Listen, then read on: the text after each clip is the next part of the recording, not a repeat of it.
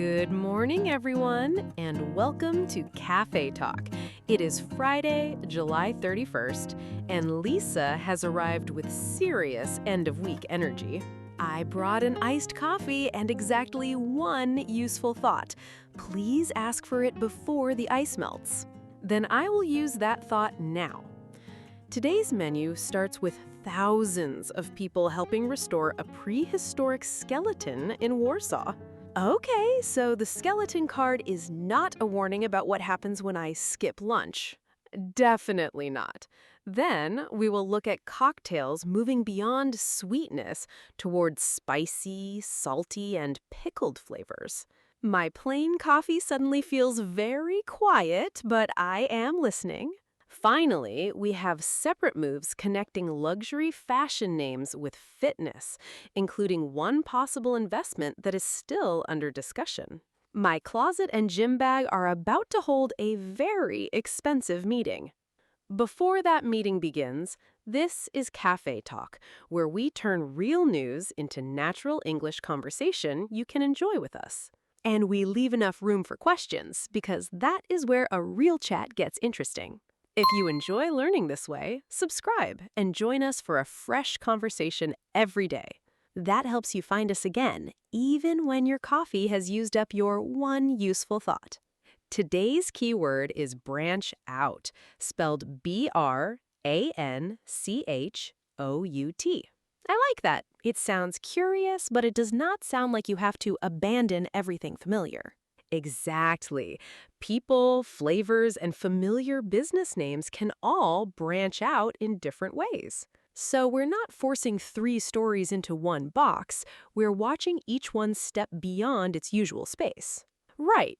And we'll keep the details precise while we do it. Then refill your cup if you need to. I want to meet this enormous skeleton first. At Warsaw's Copernicus Science Center, more than 2,000 people have taken part in restoring a massive Mastodontosaurus skeleton, making the scale of participation as striking as the prehistoric animal itself. More than 2,000 people? I need help assembling one bookshelf, so that number has my full respect. The creature lived about 240 million years ago, which makes an unfinished task from last weekend feel extremely recent. Suddenly, my laundry chair is not ancient history. It is practically breaking news. The specimen was found in southern Poland in 2023, and the restoration is now taking place in Warsaw. That journey already makes the story feel huge, even before we talk about the actual size. The skeleton is approximately 6 meters long and weighs about 1,300 kilograms, so both figures are impressive estimates, not exact measurements. 6 meters would take over my entire living room and still complain that the sofa was in its space. That picture works because ordinary furniture gives us a scale we can feel, even when the animal belongs to a distant world. I keep coming back to the people, though. Did more than 2,000 of them all work at once? No, the figure means more than 2,000 people have taken part. It should not be understood as one enormous, simultaneous gathering. Good, because I was imagining a crowd trying to reach the same bone while politely saying, "Sorry, you go first."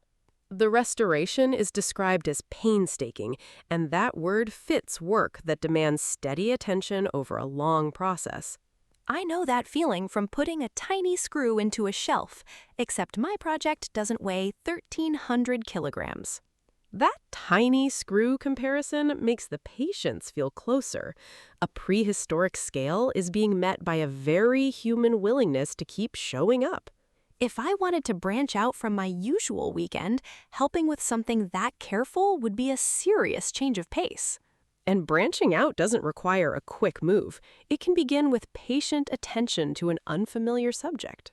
That's comforting. My new direction can begin with concentration, not a dramatic leap over a dinosaur bone. We also shouldn't invent a display date or describe exactly what each participant did, because those details are not confirmed here. Fair enough. The verified picture is already strong. An enormous old skeleton, a Warsaw Science Center, and thousands of participants over time.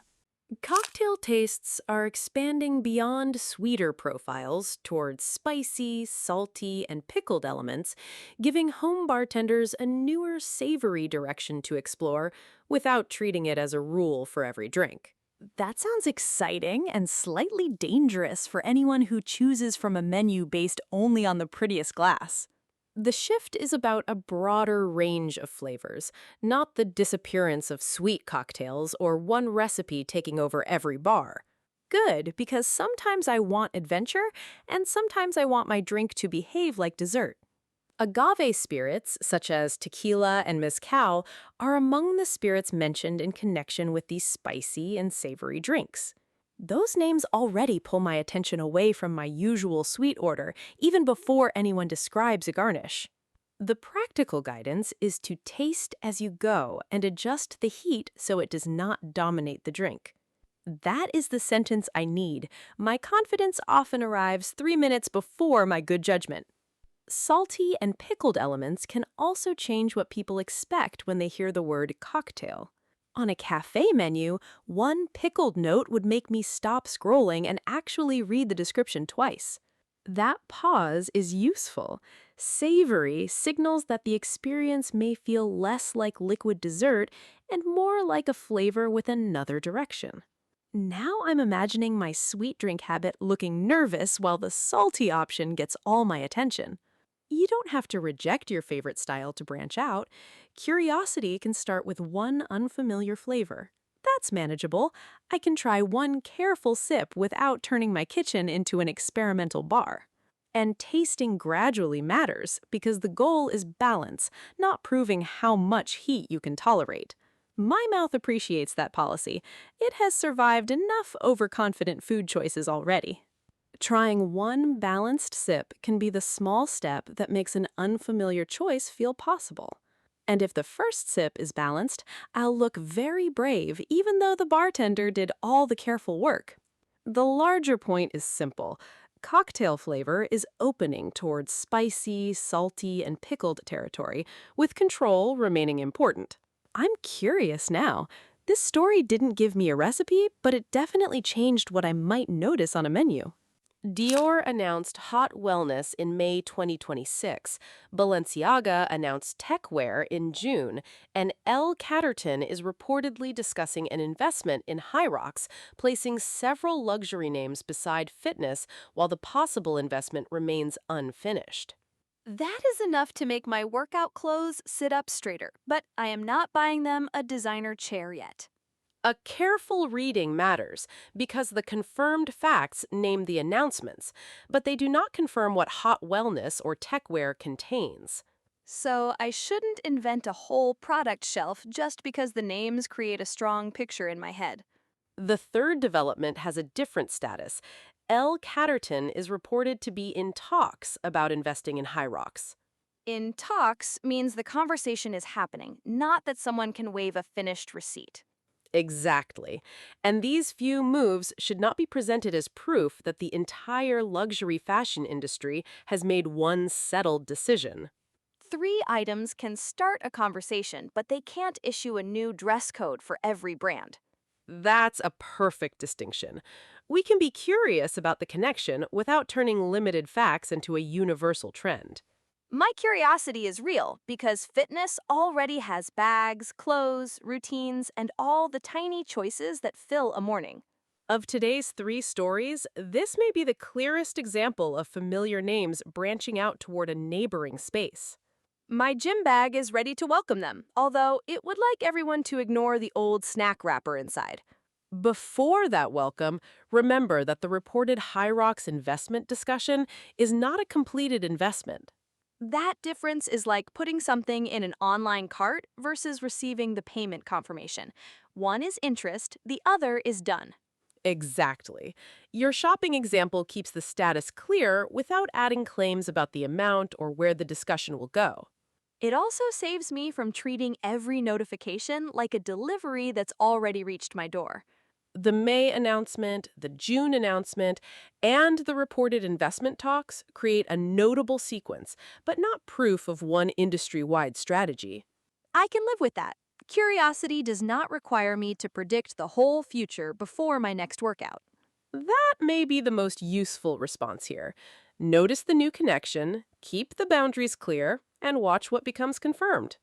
And meanwhile, I'll let my regular gym shirt relax. No luxury meeting has been scheduled in my closet. After that closet meeting was canceled, which story changed the way you think about branching out? The cocktail story got me first because one careful sip feels like an adventure I could actually handle. I would choose the restoration. Thousands of participants giving attention to something about 240 million years old changes my sense of patience. And the fashion story reminds us that a new direction can be interesting even while important details remain unsettled. That is today's takeaway. To branch out is to enter unfamiliar territory while staying thoughtful about what you know. So my choice is B, the savory cocktail direction, because it lets curiosity begin at the edge of one glass. Mine is A, the Mastodontosaurus restoration, because careful, shared effort can connect the present with an almost unimaginable past. And C is waiting in the gym, checking whether those luxury announcements lead anywhere else. What about you? A, read more about the restoration. B, rethink your next cocktail. Or C, watch the fashion and fitness connection. Tell us in the comments and add your reason, because that is where the conversation really branches out. Any language is welcome, and an emoji is welcome too if that's the easiest way to join us. Subscribe for tomorrow's Cafe Talk and bring more than one useful thought if your coffee allows it. Until then, take Branch Out with you and let curiosity open one careful new direction. Thanks for listening, everyone. Have a great Friday, and we'll see you next time.